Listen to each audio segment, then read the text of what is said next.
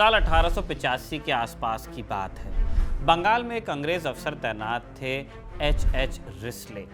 Risley साहब सिर्फ अफसर नहीं थे, बड़े जानकार किस्म के आदमी थे। भारत की जातियों को समझने और उन्हें कैटेगराइज करने में उनकी गहरी दिलचस्पी थी। उन्होंने the tribes and caste of Bengal 1891 नाम की एक मोटी किताब भी लिखी। इसी रिसर्च के दौरान उन्होंने पंजाबी खत्रियों के बारे में कुछ ऐसा लिख दिया जिससे हंगामा खड़ा हो गया। उन्होंने कहा कि अगर खत्रियों को हिंदू वर्ण व्यवस्था के 4 खांचों में रखना हो तो वो वैश्य हैं, यानी ट्रेडर या व्यापारी समुदाय में फिट बैठते हैं। अब ये बात खत्रियों को तीर की तरह चुभी। वो तो खुद को योद्धा मानते थे, यानी क्षत्रिय। पंजाब से लेकर यूपी और बंगाल तक जहां भी खत्री थे, हलचल मच गई। उस जमाने में बंगाल के बर्दवान राजघराने के राजा भी पंजाबी खत्री ही थे। उनके एक दरबारी थे, राजा बान बिहारी कपूर। उन्होंने इस लड़ाई का मोर्चा संभाला। अशोक मलिक कास्ट सेंसस पर लिखे एक रिसर्च पेपर में बताते हैं कि खत्रियों ने इसे अपनी इज्जत का सवाल बनाया, बाकायदा आंदोलन छेड़ दिया। जून 1901 में बरेली शहर में एक बड़ी कॉन्फ्रेंस बुलाई गई, जिसमें देश भर से 400 से ज्यादा खत्री सभाओं के नुमाइंदे शामिल हुए। वहां आरोप लगाया गया कि किसी जोगेंद्र नाथ भट्टाचार्य नाम के शख्स ने रिस्ले को गुमराह किया। कहा गया कि निजी दुश्मनी में गलत जानकारी दी गई, जिसकी वजह से ये सब हुआ। अगली जनगणना उसी साल होने वाली थी, तो माहौल पूरी तरह गर्मा गया। खत्रियों ने सेंसस ऑफिसर्स के दफ्तरों को याचिकाओं से भर दिया। ढेरों पुराने दस्तावेज पेश किए गए, वंशावलियां दिखाई गई। ये साबित करने की कोशिश हुई कि वो वैश्य नहीं, क्षत्रिय हैं। खत्रियों की एक दलील ये भी थी कि उनके पुरोहित सारस्वत ब्राह्मण हैं। ये पुरोहित उनसे पका हुआ खाना खा लेते हैं, यानी अगर खत्रियों ने बनाया तो खा लेते हैं सारस्वत ब्राह्मण। और ऐसा बर्ताव तो पुरोहित सिर्फ ऊंची जातियों के साथ ही कर सकते हैं। नतीजा क्या रहा? ऊंट के मुंह में जीरा। अलेक्जेंडर ली अपनी किताब फ्रॉम हायरार्की टू एथनिसिटी में बताते हैं कि अंग्रेज अफसरों ने ऐसी मांगों को ज्यादातर अनदेखा ही किया। खत्रियों, कुर्मियों और कायस्थों को एक नई गोलमोल से कैटेगरी में डाल दिया गया, और ये कैटेगरी क्षत्रिय वर्ण से जुड़ी थी। बस अंग्रेजों ने लिखा कि इनका सामाजिक रुतबा ऊंचा माना जाता है, पर उनके दावे पर सब सहमत नहीं। सोचिए जरा, एक सरकारी गिनती की बात थी जिसने पूरे समुदाय की पहचान पर सवाल खड़ा कर दिया। नमस्ते, मैं हूं निखिल। आप अलिफ लैला देख रहे हैं, जिसमें आज हम बात करने वाले हैं कास्ट सेंसस पर।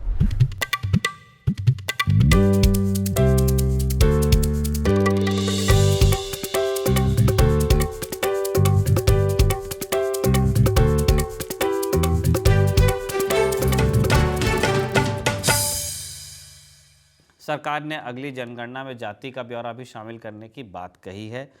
अब ये जनगणना होगी कब, ये नहीं बताया किसी ने, लेकिन इस एक फैसले ने एक पुरानी और गहरी बहस को फिर से जिंदा तो कर ही दिया।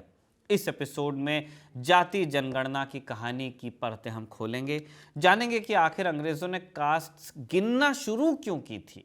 1931 के उस आखिरी कास्ट सेंसस में ऐसा क्या खास था, उसका असर आज तक क्यों है, जाति गिनने में असल दिक्कतें क्या हैं, और इस गिनती ने भारत की सियासत और समाज को कैसी शक्ल दी। तो आइए शुरू करें अलिफ लैला। सबसे पहला सवाल तो यही उठता है कि अंग्रेजों को आखिर पड़ी क्या थी कि वो भारत जैसे विशाल और उलझे हुए देश के लोगों की जातियां गिनने बैठ गए। क्या वो सच में भारतीय समाज की गहराइयों को समझना चाहते थे, या इस गिनती के पीछे कोई और ही गेम था उनका? देखिए, अंग्रेज जब इंडिया आए तो उन्हें इतनी बड़ी और डाइवर्स कंट्री को देख करके अचंभा हो गया। जितनी डाइवर्सिटी पूरे यूरोप में नहीं है, यूरोप के एक हिस्से से अंग्रेज आए थे, उससे ज़्यादा हिंदुस्तान में थी। फिर भी उन्हें कब्जा तो करना था, शासन चलाना था, और शासन चलाने के लिए डेटा पहली ज़रूरत होती है। लोग कौन से हैं यहाँ पे, कहाँ रहते हैं, क्या काम करते हैं, सामाजिक बनावट उनकी कैसी है, ये सब उनको जानना ज़रूरी था। तो एक सीधी सी बात ये थी कि सेंसस या जनगणना उनके लिए एक एडमिनिस्ट्रेटिव टूल था कि डेटा चाहिए तभी हम रूल कर पाएंगे।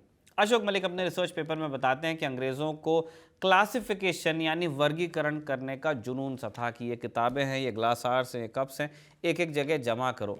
वो फ्लूइड आइडेंटिटीज़ को समझने में उतने बेहतर नहीं थे। हर चीज़ को डिब्बों में बंद करने की उनको आदत थी। फिर एच रिस्ले जैसे ऑफिसर्स भी थे, जिनका किस्सा हमने आपको अभी बताया। अलेक्जेंडर ली अपनी किताब फ्रॉम हायरार्की टू एथनिसिटी में बताते हैं कि रिस्ले जैसे लोग शौकिया एंथ्रोपोलॉजिस्ट यानी मानव विज्ञानी भी थे। उनकी अपनी नस्ली थेरीज थी। वो मानते थे कि भारत की जातियां असल में अलग अलग नस्लें हैं। इसी थेरी को साबित करने के लिए उन्होंने अजीब काम किया। अजीब क्या? लोगों की शारीरिक नाप जोक का काम शुरू हुआ। 1901 की जनगणना के लिए अधिकारियों को निर्देश दिए गए, लोगों की नाक की लंबाई, चौड़ाई और सिर का आकार मापो। इसे एंथ्रोपोमेट्री कहा जाता है। रिस्ले और उनके जैसे ऑफिसर्स का मानना था कि ऊंची जातियों की नाक लंबी और पतली होती है, कथित आर्यंस जैसी, जबकि निचली जातियों की नाक चौड़ी और चपटी होती है। यानी नाक नापकर सामाजिक हैसियत तय करने की ये कोशिश थी। कितनी साइंटिफिक थी, आप कमेंट बॉक्स में लिखिएगा। 1901 के सेंसस में रिस्ले ने फरमान जारी किया कि जातियों को सामाजिक ऊंच नीच यानी हायरार्की के क्रम में लगाया जाए। इसके लिए अजीबोगरीब पैमाने तय किए गए, जैसे ब्राह्मण किन जातियों से पानी लेते हैं, किन से नहीं लेते, कौन जनेऊ पहनता है या कौन विधवा विवाह नहीं करता है। रिस्ले की ये कोशिश सीधे तौर पर जाति व्यवस्था के ऊंच नीच वाले स्वभाव यानी हायरार्किकल नेचर को सरकारी मान्यता दे रही थी। इस जाति जनगणना का एक बड़ा पहलू था डिवाइड एंड रूल। जातियों के बंटवारे से फायदा अंग्रेजी हुकूमत को ही मिलना था, मिला भी। इसका एक सबूत हमें शेखर बंदोपाध्याय की किताब caste politics and the Raj, Bengal 1872 to 1937 में मिलता है। बंदोपाध्याय एक वाक़ये का जिक्र करते हैं। 1934 में CS रंगा अय्यर ने एक बिल लाने की कोशिश की, डिप्रेस क्लासेस स्टेटस बिल। इसका मकसद था दलित या पिछड़ी जातियों को कानूनी तौर पर शूद्र का दर्जा देना। बंगाल सरकार से इस पर राय मांगी गई। वहाँ के अंग्रेज चीफ सेक्रेटरी थे GP हॉग। उन्होंने बड़ी दिलचस्प बात लिखी। उन्होंने लिखा कि इस बिल पर बहस होनी देनी चाहिए। क्यों? क्योंकि इससे हिंदू समाज में फूट पड़ेगी। हॉक का सोचना था कि दलित जातियां खुद को हमेशा के लिए शूद्र कहे जाने का विरोध करेंगी, जबकि कट्टरपंथी धड़ा जो है हिंदू समाज का, वो शायद खुश हो जाए कि चलो अब ये लोग हमेशा नीचे रहेंगे। कुछ कट्टरपंथी शायद इस बात पर भी भड़कें कि अछूतों को हिंदू समाज में शामिल किया ही क्यों जाता है। हॉक का मानना था कि इस बहस से हिंदू समाज बट जाएगा और फायदा मिलेगा अंग्रेजों को। हालांकि बाद में बिल को रोक दिया गया, लेकिन यह घटना दिखाती है कि अंग्रेजों की नीतियों के पीछे सिर्फ सामाजिक न्याय का इरादा या सिर्फ एडमिनिस्ट्रेशन चलाने का इरादा नहीं था, बांटो और राज करो की सोच भी काम कर रही थी। हालांकि यह याद रखना भी जरूरी है कि जाति व्यवस्था अंग्रेजों के आने से सदियों से पहले ही भारत में मौजूद थी। अंग्रेजों ने इसे बनाया नहीं था, बल्कि पहले से मौजूद पहचानों को अपने खांचों में डाला। ये पहचानें शायद पहले कुछ लचीली भी थीं, फ्लूइड थीं। अंग्रेजों ने इन्हें ज़्यादा परमानेंट बना दिया। हुआ ये कि जैसे ही ये क्लासिफिकेशन का काम शुरू हुआ, समाज में एक नई तरह की बेचैनी और होड़ शुरू हुई।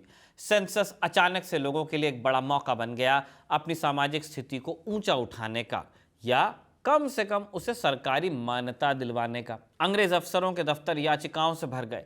हर कोई खुद को ऊंची कैटेगरी में ही दर्ज करवाना चाहता था।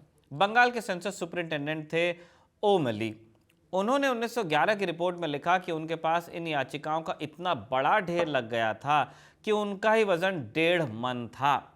ली के मुताबिक 1901 से 1931 के बीच ऐसी 1130 पिटिशन्स दायर की गईं, यानी सेंसस का दफ्तर किसी रिकॉर्ड रूम की तरह नजर आने लगा। इतनी सारी पिटिशन्स लगने का नतीजा यह हुआ कि सेंसस के दफ्तर सरकारी आंकड़ों के रिकॉर्ड रूम की बजाय सामाजिक अदालत की तरह लगने लगे।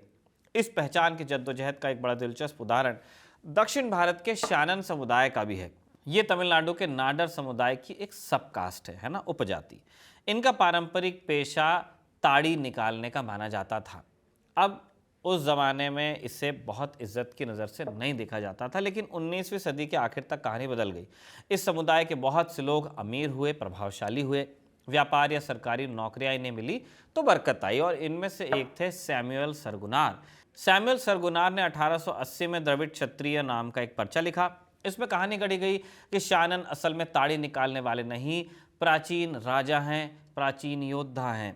सरगुनार ने हल बताया कि शानन ऊंची जातियों की जीवन शैली अपना लें, और इसी को समाजशास्त्री MN श्रीनिवास ने बाद में सांस्कृताइजेशन या संस्कृतिकरण कहा था। अगले 30 सालों तक अमीर शाननों के एक बड़े तबके ने यही किया। किताबें छापी गईं, वंशावलियां बनाई गईं, सेंसस ऑफिसर्स को याचिकाएं दी गई कि उन्हें क्षत्रिय का दर्जा दिया जाए। कई लोगों ने तो 1901 के सेंसस में खुद को क्षत्रिय लिखवाया ही लिखवाया। उन्होंने जनेऊ पहना, ब्राह्मण पंडित बुलाए, शाकाहारी हो गए। विधवा पुनर्विवाह रोक दिया जो पहले हो रहा था, यहाँ तक कि ऊंची जातियों की तरह धोती भी बांधने लगे और बाल संवारने लगे। शादियां उनकी खर्चीली हो गई, दिखावटी हो गई। इस ऊंचा बनने की कोशिश ने लेकिन एक दूसरा पहलू भी सामने लाया। अमीर शानोनों ने अपने ही समुदाय के गरीब शानोनों से दूरी बना ली। ये लोग क्या कर रहे थे? अभी भी ताड़ी के पेशे से ही जुटे हुए थे। उनके साथ रोटी बेटी का रिश्ता बंद कर दिया। यहाँ तक कि इन अमीर शानोनों ने अपने खुद की अदालतें बना ली और इन अदालतों ने ताड़ी बेचने वाले गरीब शानोनों को ही पीटा, सजा भी दी। ये अपनी पहचान को शुद्ध रखने का एक बेरहम तरीका था। 1920 का दशक आते आते कहानी ने फिर पलटा खाया। कुछ युवा नेता आए, उन्होंने संस्कृतिकरण के रास्ते पर सवाल उठा दिए। उन्होंने कहा कि हम ऊंची जातियों की नकल क्यों करेंगे, हमें अपनी अलग मजबूत पहचान बनानी चाहिए। और इसके बाद उन्होंने ठीक उल्टा करना शुरू किया। ब्राह्मण पुरोहित जो आते भी होंगे मंदिरों में, उन्हें हटाया। गरीब जाति भाइयों के लिए सार्वजनिक भोज करवाए। गरीब बच्चों की शिक्षा के लिए स्कॉलरशिप देना शुरू किया। ये एक बिल्कुल ही अलग राजनीति की शुरुआत थी। शानन और खत्रिय समाज से आए ये किस्से ये सवाल खड़ा करते हैं कि क्या अंग्रेज़ों की गिनती ने ही जातियों के पहचान को गढ़ा था? जवाब एकदम सीधा तो आपको नहीं मिलेगा। अंग्रेज़ों के सेंसस ने जाति को बदला, अपने प्रशासनिक तरीकों से उसे पहले से ज़्यादा ठोस बनाया, ज़्यादा हायरार्किकल या श्रेणीबद्ध कर दिया। ली इस आर्गुमेंट को मानते हैं, लेकिन एक बात यह भी थी कि लोगों ने चुपचाप इसे स्वीकार नहीं किया था, बल्कि इन श्रेणियों का अपने फायदे के लिए बहुत ही अग्रेसिवली, सक्रियता के साथ इस्तेमाल किया था। तो कुल मिलाकर कहानी ये बनती है कि अंग्रेज़ों ने कास्ट सेंसस शायद अपनी प्रशासनिक ज़रूरत के लिए शुरू किया होगा, या दुनिया को वर्गीकृत करने वाली अपनी आदत के चलते किया होगा, और कुछ हद तक बांटो और राज करो की नीति के तहत भी किया होगा। लेकिन इस गिनती का नतीजा उनकी सोच से कहीं आगे निकला। इसने भारत में पहचान की राजनीति को हमेशा हमेशा के लिए बदला। इसने जातियों को पहले से ज़्यादा साफ शक्ल दी, उन्हें राजनीतिक इकाइयों यानी पॉलिटिकल यूनिट्स के तौर पर संगठित होने का मंच दे दिया, एक वजह भी दी। इसने सामाजिक दर्जे की लड़ाई को तेज किया और अनजाने में ही सही भविष्य की आरक्षण की राजनीति की नींव भी रख दी। इसके लिए ज़रूरी आंकड़े और श्रेणियां तैयार की। पिछले चैप्टर में हमने देखा कि कैसे अंग्रेज़ों ने भारत में कास्ट सेंसस शुरू किया, कैसे उसने समाज में एक नई हलचल पैदा कर दी। लेकिन इस पूरी कहानी का सबसे अहम मोड़ आता है साल 1931 में। ये वो साल था जब आज़ादी से पहले आखिरी बार जातियों की गिनती विस्तार से हुई, और इस गिनती की कहानी अपने आप में बड़ी टेढ़ी है, दिलचस्प भी कह सकते हैं आप। 1931 के सेंसस के कमिश्नर थे J.H. हटन। अंग्रेज ऑफिसर थे, एंथ्रोपोलॉजिस्ट भी थे। हटन जब ये काम करने बैठे तो उनके सामने चुनौतियों का पहाड़ था। एक तरफ तो देश में गांधी का सविनय अवज्ञा आंदोलन जोरों पर था। कांग्रेस ने बाकायदा सेंसस बॉयकॉट संडे तक का ऐलान कर दिया था। दूसरी तरफ जाति का वो झमेला था ही जो पहले की जनगणनाओं ने खड़ा कर दिया था। खासकर 1901 वाली जाति जनगणना के चलते हुआ था ये सब, जब जातियों को हायरार्की में लगाने की कोशिश हुई थी कि इनमें से ऊंचा या नीचा कौन है। इसके बाद लोग सेंसस को अपनी सामाजिक पहचान को ऊपर या नीचे करने का जरिया मानकर बैठ गए थे। हटन ने खुद अपने रिपोर्ट में लिखा कि लोग अजीब अजीब ऐतिहासिक कहानियां गढ़कर लाते थे, झूठी वंशावलियां पेश करते थे। कोई जाति पिछले सेंसस में खुद को राजपूत बताती थी तो अब वही ब्राह्मण होने का दावा ठोक रही थी। हटन ने फिर मजाक में लिखा भी कि रिस्ले ने जिस दिन ये रैंकिंग का पंगा शुरू किया होगा, उस दिन को बाद के सारे सेंसस अफसर जरूर कोसते होंगे, क्योंकि उन्हीं का काम बढ़ गया। हटन इन पचड़ों से वाकिफ थे। उन्होंने रिस्ले के वर्ण व्यवस्था वाले वर्गीकरण के तरीके को खारिज कर दिया कि हायरार्की मत बनाओ। उन्होंने एक नया रास्ता निकाला, जातियों को उनके पारंपरिक पेशे यानी ट्रेडिशनल ऑक्यूपेशन के हिसाब से क्लासिफाई करने का, कि कौन करता क्या है। लेकिन आप जानते ही हैं ये तरीका भी कारगर नहीं हो पाया। क्यों? जवाब बड़ा सीधा सा है। हिंदुस्तान में अलग अलग पेशे की अलग अलग इज्जत है, हम काम को काम मान नहीं पाते हैं। हटन ने खुद माना कि उत्तर भारत में खेती इज्जतदार काम था, पर दक्षिण के कुछ हिस्सों में ये नीची समझे जाने वाली जातियां करती थीं। यानी लैंड का मालिक किसान और लैंड में मजदूरी करने वाला किसान बराबर नहीं थे, चाहे उनका काम एक ही हो। अलग अलग जगहों पर अलग अलग लोग जो काम करते थे उन्हें अलग अलग नज़र से देखा भी जाता था। फिर रैंकिंग कैसे तय हो? एक जाति कई काम थे। कई जातियों का कोई एक बंधा हुआ पारंपरिक पेशा नहीं था। पहचान फिर बदलती भी रहती थी। हमने पहले चैप्टर में देखा कि पहचान बदल रही है। संस्कृतिकरण पहले हो रहा है, फिर वो वापस आ रहा है, जातियां जुड़ रही हैं, टूट रही हैं, नए लोग आ रहे हैं, नए तरीके अपना रहे हैं। लोग खुद को ऊंचा दिखाने की होड़ में रहे, फिर राजनीतिक ताकत के लिए उन्होंने एकजुट होने के लिए जाति का इस्तेमाल किया। आरक्षण का लाभ जब मिलने लगा तो खुद को पिछड़ा दिखाने की राजनीति भी चालू हुई। यानी अंदरूनी बंटवारे हम सब झेल रहे थे और ये सब सेंसस के स्थिर खांचों में फिट नहीं बैठ रहा था। फिर नामों का जंजाल भी था। एक ही जाति के कई नाम हैं, ऊपर से लोग नए नाम भी गढ़ रहे थे। मद्रास के एक अफसर ने तो 1931 की रिपोर्ट में तंग आकर लिख ही दिया कि जब तक नाम नहीं स्टेबलाइज होंगे गिनती करना बेकार है, क्योंकि आंकड़े भरोसे लायक बनेंगे ही नहीं। यहाँ का वार्ड कुछ होता है, वहाँ का वार्ड कुछ होता है, हम रखेंगे कहाँ। इन तमाम सिरदर्दों के बावजूद 1931 का सेंसस हुआ और इसने एक ऐसा आंकड़ा दुनिया के सामने रखा जो आज तक भारतीय राजनीति की धुरी है, स्पेशली कास्ट पॉलिटिक्स में। इस सेंसस ने अनुमान लगाया कि भारत की कुल आबादी में अदर बैकवर्ड क्लासेस यानी ओबीसी, जिन्हें हम आज उन जातियों को मानते हैं, उनका हिस्सा करीब 52% है। यही 52% का आंकड़ा था जिससे करीब 50 साल बाद 1980 में मंडल कमीशन ने अपनी रिपोर्ट का आधार बनाया और इसी आधार पर ओबीसी के लिए आरक्षण की सिफारिश की गई। 52 टोटल नंबर था, आरक्षण दिया गया 27% नौकरियों और शिक्षा में। ये सिफारिश जब 1990 में लागू हुई तो उसे भारतीय राजनीति में भूचाल लाने वाली घटना की तरह देखा गया। हालांकि 1931 का कास्ट सेंसस करने वाले जे.एच. हटन जाति गिनने का बचाव करते रहे। वो लिखते हैं कि कुछ लोग आलोचना करते हैं कि जाति गिनने से ये व्यवस्था मजबूत होती है, लेकिन हटन का तर्क था कि किसी चीज़ के होने को नज़रअंदाज कर देने से ही वो चीज़ खत्म नहीं हो जाएगी। शुतुरमुर्ग की तरह रेत में सिर छुपा लेने से होगा क्या। वो कह रहे हैं कि अगर आप नहीं गिनोगे तो जाति खत्म थोड़ी होगी। उनका मानना था कि कास्ट अब भी भारतीय समाज की असलियत का अहम हिस्सा है, इसलिए सरकार के लिए इसे गिनना और समझना जरूरी है। 1931 का कास्ट सेंसस एक आईने की तरह था। उसने उस वक्त के भारतीय समाज की उलझी हुई तस्वीर दिखाई। साल 2025 में सरकार का ऐलान है कि इस तस्वीर में एक बार फिर बदलाव की ज़रूरत है। कास्ट सेंसस एक बार नए सिरे से होगा। शायद इसे पूरा होते होते पिछले कास्ट सेंसस को 100 साल पूरे हो जाए। बीच में भी जाति के आंकड़े इकट्ठा किए गए हैं, लेकिन कभी पब्लिक नहीं किए गए। सरकार कास्ट सेंसस की बात अब कह चुकी है, लेकिन जानकारों का कहना है कि ये काम टेढ़ी खीर ही साबित होगा। सोचिए कि 1930 के दशक में इतनी मुश्किलें थी, जब जाति की पहचान लचीली थी, राजनीति का इतना असर नहीं था, तो सोचिए अब ये काम कितना मुश्किल होगा जब पार्टियां एक एक वोट के लिए जाति का समीकरण चेक करती हैं। आरक्षण का मुद्दा और पेचीदा बना देता है इस पूरी चीज़ को। लेकिन जाति गिनना इतना मुश्किल क्यों है आज की टेक्नोलॉजी के साथ भी? क्या वो दिक्कतें जो हटन ने 1931 में झेली थी आज भी वैसी ही हैं या कुछ चेंज हुआ है? अब अगले चैप्टर में हम इसी पर बात करेंगे। तो जाति जनगणना में मुश्किलों पे हमें बात करनी थी। इसमें पंगा नंबर 1 तो है परिभाषा का पेज। सबसे बड़ा सिरदर्द है जाति और वर्ण का भेद। आम बोलचाल में हम कास्ट शब्द दोनों के लिए इस्तेमाल कर लेते हैं, जिससे भ्रम पैदा हो जाता है, क्योंकि जाति या कास्ट की कोई एक पक्की सर्वमान्य परिभाषा एग्जिस्ट ही नहीं करती है। शास्त्रों के हिसाब से वर्ण 4 ही हैं, जबकि जातियां हजारों में हैं, क्या पता लाखों में होंगी। हर एक की अपनी कहानी है, अपने नियम हैं। वर्ण और जाति का संबंध कई मामलों में बदलता है। जैसा हमने आज़ादी के पहले के सेंसस में देखा, कई बार लोग अपनी जाति के पहचान को बदलने की कोशिश करते हैं।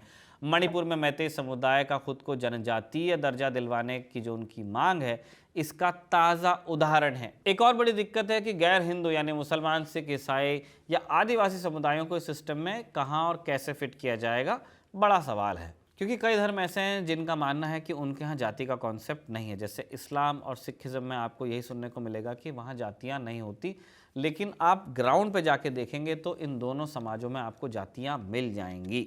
फिर पंगा नंबर 2 है नाम। एक ही जाति के अलग अलग इलाकों में कई नाम होते हैं। समूह खुद नए और ज़्यादा सम्मानजनक नाम अपनाते हैं। ये समस्या आज भी है। 1931 वाले मद्रास के अफसर की बात लागू होती है आज भी। जब तक नाम नहीं स्टेबलाइज होते हैं, आंकड़े आप कैसे स्टेबल बनाओगे? नाम वाले पचड़े में एक छोटा एग्जाम्पल हम देना चाहते हैं। पटेल को लीजिए। पटेल उत्तर प्रदेश में भी होते हैं, गुजरात में भी होते हैं, मध्य प्रदेश में भी होते हैं, लेकिन तीनों स्टेट्स में आपको ये अलग अलग जातियों का हिस्सा मिलेंगे। तो अगर आपको एक कंसोलिडेटेड लिस्ट बनानी है तो आप कौन से पटेल को कहाँ रखोगे?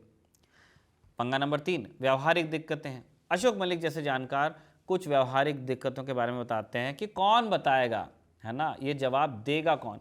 सेंसस में ज़्यादातर जानकारी लोग खुद बताते हैं ना, सेल्फ डिक्लेरेशन की व्यवस्था है। क्या जाति के मामले में भी ऐसा ही होगा? क्या सरकार हर दावे को मान लेगी, खासकर ओबीसी के मामले में जहां आरक्षण का फायदा जुड़ा हुआ है? ये बात एससी और एसटीज पे भी लागू होती है। फिर जो दावे किए जाएंगे क्या वो सच्चे होंगे? अगर जाति बताने से फायदा मिलना तय है तो क्या लोग गलत जानकारी नहीं देंगे? इन गलत दावों को पहचाना कैसे जाएगा, छांटा कैसे जाएगा? ली का जो नाडर्स वाला एग्जाम्पल है आप याद कीजिए, कैसे फायदे के हिसाब से मांग बदलती गई। फिर नज़रिए का फ़र्क है कि आपकी अपनी पहचान क्या है, समुदाय की नज़र में आपकी पहचान क्या है और सरकार की नज़र में आपकी पहचान क्या है, इनमें फ़र्क हो सकता है। गिनती में किसके पर्सपेक्टिव से गिना जाएगा? पंगा नंबर 4, ओबीसी लिस्ट। सबसे कॉम्प्लिकेटेड यही होने वाला है। आज के दौर में ओबीसी लिस्ट का चक्कर ही सबसे ज़्यादा परेशान कर रहा है गवर्नमेंट्स को सब जगह। भारत में जाति का हिसाब रखने के लिए अलग अलग डेटाबेस हैं। एससी और एसटी, इनकी गिनती केंद्र सरकार की पक्की लिस्ट के हिसाब से होती है और इसे सिर्फ पार्लियामेंट बदल सकती है। ओबीसी के मामले में दो तरह की लिस्ट है। एक सेंट्रल लिस्ट है जिसमें करीब 2650 समुदाय हैं, ये केंद्रीय नौकरी और शिक्षा में आरक्षण के लिए है। और दूसरी लिस्ट हर स्टेट मेंटेन करता है, ये अक्सर ज़्यादा लंबी होती हैं, ये राज्य की नौकरी और कॉलेजेस में आरक्षण के लिए होता है। बड़ा सवाल तो अब यही बन जाता है कि अगर कास्ट सेंसस होता है तो ओबीसी को किस लिस्ट के आधार पर गिना जाएगा, सेंट्रल लिस्ट या स्टेट लिस्ट, या लोग जो बताएंगे उस हिसाब से? ये फैसला लेना एक बहुत बड़ा राजनीतिक सिरदर्द होगा, क्योंकि इससे देश में ओबीसी आबादी के आंकड़े चेंज भी हो सकते हैं। आरक्षण की राजनीति पूरी तरह से बदल सकती है। कौन किसका सक्सेसर होगा, इसका जवाब भी बदल सकता है। पंगा नंबर 5, जनरल कैटेगरी। इनकी हमने अभी तक के बात नहीं की है, लेकिन यहाँ पे भी स्ट्रेस है। अभी तक एससी एसटी को उनकी खास जाति जनजाति के नाम से गिना जाता है, पर जनरल कैटेगरी को बस एक ही समूह मान लिया जाता है, अनरिजर्व्ड। उनकी अलग अलग जातियों जैसे ब्राह्मण है, राजपूत है, वनिया वगैरह, इनका हिसाब नेशनल लेवल पे नहीं रखा जाता है। तो सवाल ये आता है कि क्या नए कास्ट सेंसस में जनरल कैटेगरी की इन जातियों को भी अलग अलग गिना जाएगा? बिहार और तेलंगाना जैसे राज्यों ने अपने सर्वे में ऐसा किया था, हालांकि तेलंगाना ने कुछ आंकड़े जारी नहीं किए। अगर ऐसा होता है तो इसका क्या असर पड़ेगा? क्या सवर्ण जातियों के अंदर भी कोई नई राजनीति शुरू हो सकती है?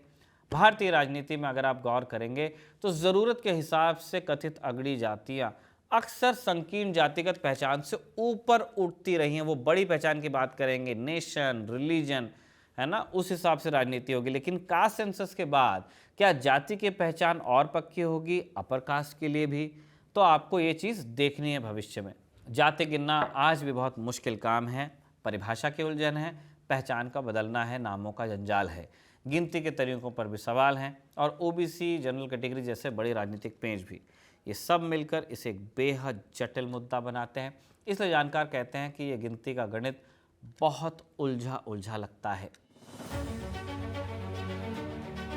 जाति जनगणना पर अभी क्यों घोषणा हुई, आपको सोचना चाहिए। इसका जवाब तो हमारे पास नहीं है। टाइमिंग का मामला है या मास्टर स्ट्रोक है या राहुल गांधी के कहने पर हुआ है, किसके प्रेशर में कौन है, राजद को या सपा को क्रेडिट जाना चाहिए, इसका जवाब हम देना नहीं समझते हैं ठीक होगा। जाति जनगणना की घोषणा के बाद इस तरह की बहस आप सुन ही रहे हैं निविच वे। असली मुद्दा ये नहीं है कि जाति जनगणना हो किसके कहने पर रही है, बड़ा सवाल है कि इसका असर क्या होने वाला है। भविष्य देखने का दावा हम नहीं कर सकते, लेकिन इतिहास की मदद तो ले ही सकते हैं। 1931 के कास्ट सेंसस ने भारतीय समाज और सियासत पर क्या असर डाला था, क्या बदला था, चलिए इस पर गौर करते हैं। सबसे बड़ा असर यह हुआ कि जो जातियां पहले शायद थोड़ी धुंधली सी थीं या स्थानीय थीं, सेंसस ने उन्हें ज़्यादा पक्का बनाया, ज़्यादा ठोस बनाया, अखिल भारतीय एक पैन इंडिया कैटेगरी बनाया। जब सरकार ने लोगों को तयशुदा कैटेगरीज में गिनना शुरू किया तो लोगों ने भी खुद को उन्हीं खांचों में ज़्यादा मजबूती से देखना शुरू कर दिया कि हम ओबीसी ही हैं या हम एससी ही हैं या हम जनरल ही हैं। ये सरकारी ठप्पा पहचान का अहम हिस्सा बना। दूसरा बड़ा बदलाव था जाति सभाओं का उभरना। शेखर बंदोपाध्याय अपनी किताब कास्ट पॉलिटिक्स इन द राज में पूर्वी बंगाल की घटना के बारे में बताते हैं कि फरीदपुर और बाकरगंज जिलों में चांडाल समुदाय, जो बाद में नामशूद्र कहलाए, उन्होंने सामाजिक बहिष्कार का आंदोलन छेड़ा था। हुआ यूं कि ऊंची जातियों, खासकर कायस्थों ने एक चांडाल मुखिया के घर भोजन करने से इनकार कर दिया। मैं एक चीज़ आपको बहुत क्लियरली बता दूं, यहाँ जो हम नाम ले रहे हैं जिन नामों से एड्रेस कर रहे हैं जातियों को, समाजों को, जो सोर्स टेक्स्ट हमको मिला है उसके आधार पर कर रहे हैं, आप उसी संदर्भ में इन्हें देखिए। खैर, भोजन करने से इनकार किया। इस अपमान के जवाब में चांडाल समाज ने फैसला किया कि वो ऊंची जातियों के लिए काम ही नहीं करेंगे, उनके खेत नहीं जोतेंगे, छप्पर नहीं डालेंगे। यही नहीं, उन्होंने अपने समुदाय में संस्कृताइजेशन की कोशिश शुरू कर दी, जैसे औरतों का बाजार जाना बंद कर दिया। सरकार से अपील की कि जेलों में चांडाल कैदियों से मैला ढोने का काम न लिया जाए। यह आंदोलन 4-5 महीने चलता रहा। सेंसस ने जातियों को गिना, नाम दिया तो कई समूहों को संगठित होने का नया मंच भी मिला। ये सभाएं अक्सर पढ़े लिखे लोग बनाते थे, शहरी और अमीर तबके के लोग। शुरुआत में इनका काम था सेंसस के टाइम अर्जियां देना, नाम बदलवाना या ऊंचा दर्जा हासिल करना। धीरे धीरे इनका काम बदला। ये अपनी जाति में सोशल रिफॉर्म की बात करने लगे। बुरी आदतें छोड़ो, पढ़ाओ, दहेज मत लो वगैरह स्कूल कॉलेजेस खोले, फंड्स जमा की, अखबार इन्होंने निकाले और फिर चुनाव के दौरान पर ये पॉलिटिकल प्लेटफॉर्म्स भी बने गुट। और अपनी जाति के लिए इन्होंने हिस्सेदारी मांगी, नौकरियों में मांगी, कॉलेजेस में मांगी, काउंसिल्स में। इसका एक सटीक उदाहरण है यूपी की कायस्थ सभा। 20वीं सदी की शुरुआत का ये एग्जाम्पल है। उत्तर प्रदेश तब यूनाइटेड प्रोविंसेस हुआ करता था। कास्ट पॉलिटिक्स एंड राज में शेखर बंदोपाध्याय बताते हैं, यहाँ कायस्थ समुदाय जो लिखने, पढ़ने और प्रशासन के काम से ही जुड़ा था, अंग्रेज़ों के राज में काफ़ी तरक्की कर रहा था, लेकिन समाज में उन्हें ऊंची जातियों, खासकर ब्राह्मणों से कंपटीशन मिल रहा था। यूपी में ब्राह्मणों की संख्या भी काफ़ी थी और वो पढ़े लिखे भी बहुत थे। अब कायस्थों को लगा कि पॉलिटिकल और सोशल पावर बढ़ाने के लिए अपनी पहचान को मजबूत करना होगा, तो उन्होंने दावा करना शुरू किया कि वह असल में क्षत्रिय हैं। अपनी बात मनवाने के लिए उन्होंने अपनी सभाएं बनवाई, किताबें छपवाई और यहाँ तक कि अदालतों में केसेस भी उन्होंने लड़े। उन्होंने मांग की कि क्लर्क जैसे सरकारी नौकरियों में कायस्थों को ज़्यादा प्रतिनिधित्व मिलना चाहिए। उनकी दलील थी कि कायस्थ पारंपरिक रूप से ही पढ़ने लिखने वाले और प्रशासन से जुड़े रहे लोग हैं, इसलिए इन नौकरियों पर उनका स्वाभाविक दावा बनता है। ये दिखाता है कि कैसे सेंसस की श्रेणियों का इस्तेमाल होने लगा था। सीधे सीधे सरकारी संस्थाओं के बंटवारे की राजनीति होने लगी थी। शिकागो यूनिवर्सिटी में प्रोफेसर और भारतीय राजनीति पर शोध करने वाले लॉयड रुडोल्फ और सुजैन होबर रुडोल्फ ने इस फिनोमिना को राजनीति का आधुनिकीकरण कहा। पारंपरिक जाति के ढांचे का इस्तेमाल आधुनिक राजनीति के लिए होने लगा। कायस्थ सभा से लेकर नाडर महाजन संगम तक ढेरों सभाएं खड़ी हुई और कास्ट अब सिर्फ सामाजिक पहचान ही नहीं थी, एक पॉलिटिकल फोर्स थी। जैसा हमने पहले भी देखा, सेंसस सामाजिक स्टेटस की लड़ाई का मैदान बन गया। कई निचली माने जाने वाली जातियों ने संस्कृतिकरण का रास्ता अपना लिया और सामाजिक विज्ञान में इसे रैंक मोबिलाइजेशन कहा गया, यानी मौजूदा सामाजिक ऊंच नीच के ढांचे के भीतर ही बेहतर स्थिति को पाने की कोशिश। अपनी जाति को ऊंचा साबित करने की ये होड़ कई बार बड़े पैमाने पर होती थी। इसका एक दिलचस्प उदाहरण उत्तर बंगाल के राजवंशियों का है। शेखर बंदोपाध्याय बताते हैं कि जब राजवंशियों ने, या जो राजवंशी आप कहते हैं, उन्होंने खुद को क्षत्रिय कहना शुरू किया तो उन्होंने सिर्फ कागज पर सीमित नहीं रखा। उनकी क्षत्रिय समिति ने 1912 में एक विशाल मिलन क्षेत्र का आयोजन किया। रंगपुर जिले के भोगरा मुगड़ी में एक कार्यक्रम हुआ। क्या कार्यक्रम? सामूहिक रूप से जनेऊ धारण करने का कार्यक्रम।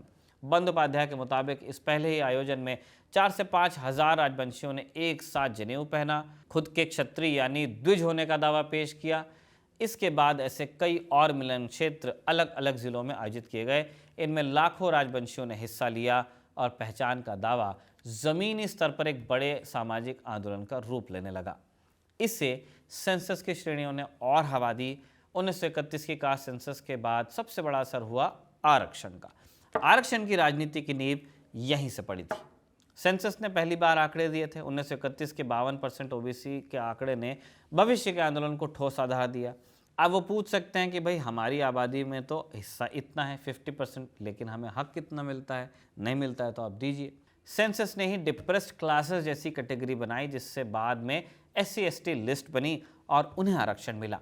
क्या इन सब का असर ज़मीनी पावर स्ट्रक्चर पर पड़ा? कुछ हद तक तो ज़रूर पड़ा है।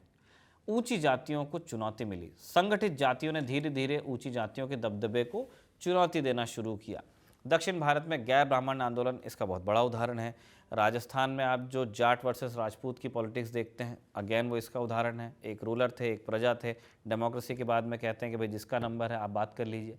सेंसस के आंकड़ों ने गैर ब्राह्मणों को उनकी संख्या का एहसास कराया।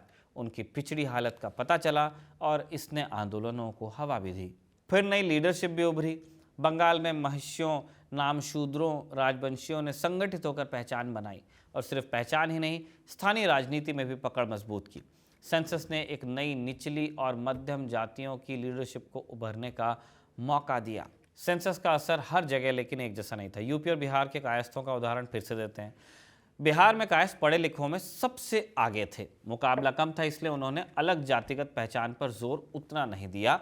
राष्ट्रवाद जैसी बड़ी पहचानों से वो जुड़े, लेकिन यूपी में ब्राह्मणों से कड़ा मुकाबला था, इसलिए वहाँ के कायस्थ अपनी जातिगत पहचान को लेकर ज़्यादा मुखर आपको नज़र आते हैं।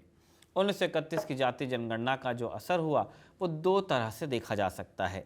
इसने जातिगत पहचान को मजबूत किया, जिससे शायद जाति की लकीरें और मजबूत हुई, लेकिन साथ ही साथ 1931 का सेंसस उस प्रक्रिया का अहम हिस्सा था जिसने भारत को हायरार्की यानी ऊंच नीच से एथनिसिटी यानी अलग जातीय समूहों के समाज की तरफ धकेल दिया।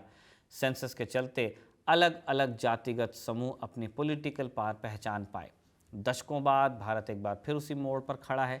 सरकार ने अगली जनगणना में जाति फिर से गिनने का फैसला किया है। सवाल वही पुराने हैं, लेकिन आज उनके जवाब शायद और ज़्यादा मुश्किल हो गए हैं और ज़्यादा राजनीतिक हो गए हैं। क्या ये गिनती वाकई सामाजिक न्याय लाएगी? क्या इससे पता चलेगा कि विकास का फ़ायदा किससे मिला, कौन छूटा, ताकि नीतियाँ कारगर बने? क्या जातिगत पहचान और मजबूत हो जाएगी? क्या राजनीतिक पार्टियां वोट बैंक के लिए इसका और अधिक फ़ायदा उठाएंगी? और क्या लोग फ़ायदे के लिए गलत जानकारी देंगे? सरकार इसे वेरीफाई कैसे करेगी? ओबीसी को किस लिस्ट में गिना जाएगा? जनरल कैटेगरी का क्या होगा? ऐसे कितने ही सवाल हैं जिनका जवाब मिलना अभी बाकी है। कास्ट सेंसस का इतिहास हमें एक ज़रूरी सबक सिखाता है कि गिनती सिर्फ गिनती कभी नहीं होती है, पहचान को गढ़ती है, सियासत की दिशा तय करती है। एक बात साफ है कि भारत में जाति एक हकीकत है, एक ऐसी हकीकत जिससे मुंह मोड़ना नामुमकिन है और जिसे समझना और संभालना शायद उससे भी ज़्यादा मुश्किल। नई जाति जनगणना हमें किस दिशा में ले जाएगी ये तो वक्त ही बताएगा, लेकिन यह तय है कि ये सफ़र आसान नहीं होगा। इसी नोट पर कमल का लिखा और इरशाद का रिकॉर्ड किया अलिफ लैला हम कंक्लूड करते हैं। अगले एपिसोड में आपसे मुलाकात होगी, ऐसी कामना के साथ विदा लेते हैं। आप देखते रहिए अलिफ लैला।